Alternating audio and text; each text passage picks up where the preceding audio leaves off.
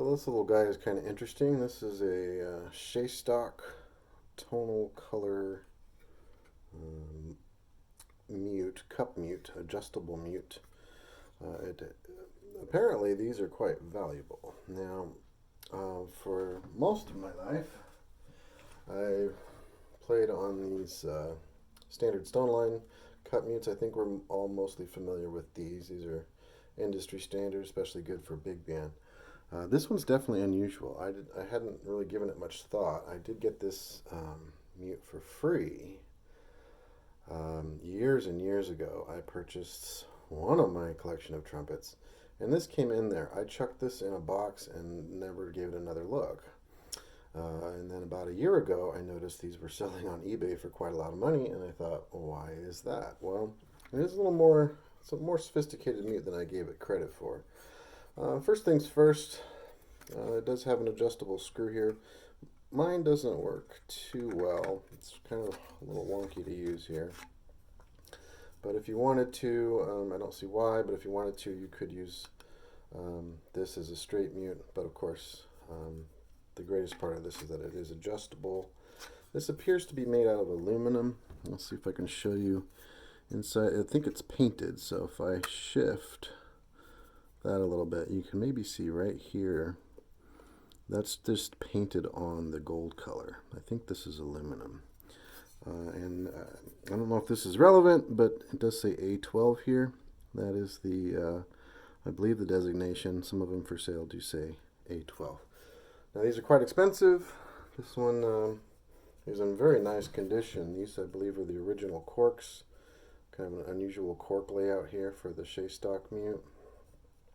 I think these might be a lot more difficult to replace. You'd certainly have to craft your own corks and get them to fit, and then try and put them in as close proximity to where they belong as possible.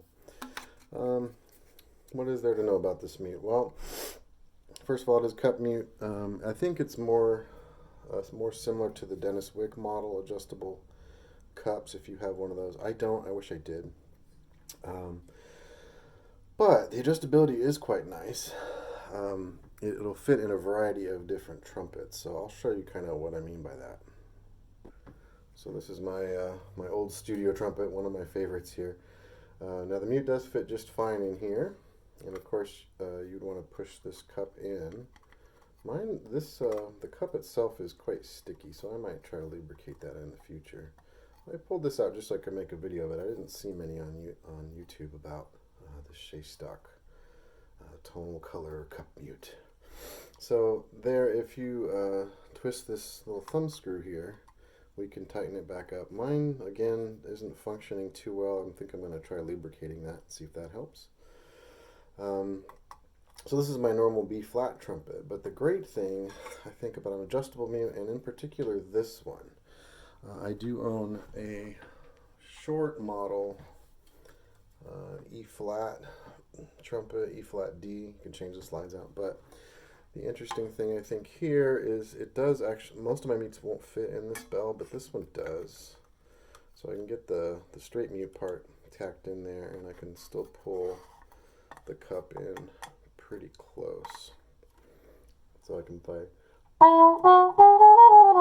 which is kind of nice because, again, a cup mute for this trumpet, the short model trumpet, is hard to find. The bell is quite small. Just a few sound samples here. We'll put it through some of its paces. I'm going to start again with the Stoneline. I wish I did have a Dennis Wick to help some of you compare. Of course, if you're a jazz player in a big band, this is a standard issue anyway.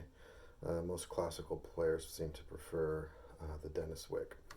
But I'm going to play we'll play some low notes. I'll go chromatic down from C.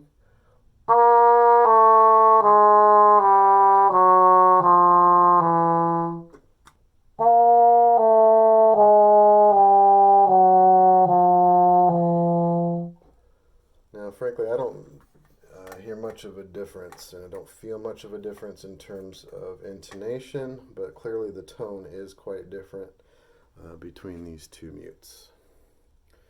So let's run through some scales maybe. Again, we'll do the Stoneline first.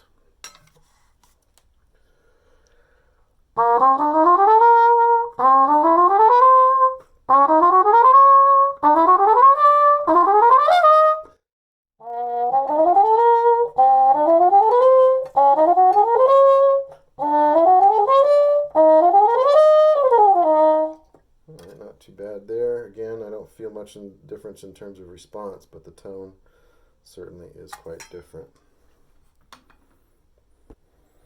I'm not much of a high note specialist, but we'll try some high register.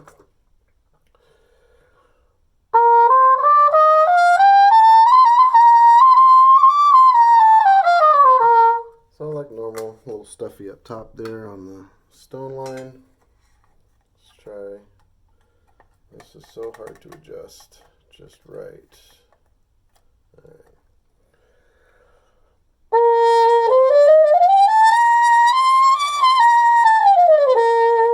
I would say of the two, this one is less stuffy up high. It doesn't cut quite as well. Oh my goodness. Doesn't quite cut as well. Let's try popping out some high C's on each of these. And that one's pretty piercing in my room here. Let's try this Shastock.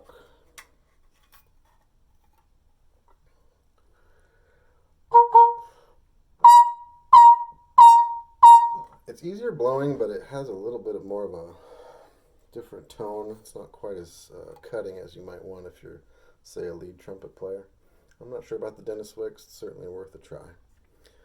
Now, in the remaining portion of the video, for you jazz folks, I have, with the tonal color here and the stone lined, we're going to be doing a little cut from Night in Tunisia, kind of back and forth between the two. And then for more classically oriented players, if you're interested in that, I have a cut from the excerpt from the Aratunian trumpet concerto that uses cut mutes. Most people would play that on a wick. I apologize that I don't have one. Maybe if you want to send me one, I can give it a try and add it to the video. All right, hopefully that answers some questions. If you do have any other questions about the Shastock, or you're interested in purchasing one, do let me know in the comment section. I'm happy to answer any questions you might have, or if there's some other demonstration you'd like to see with this mute.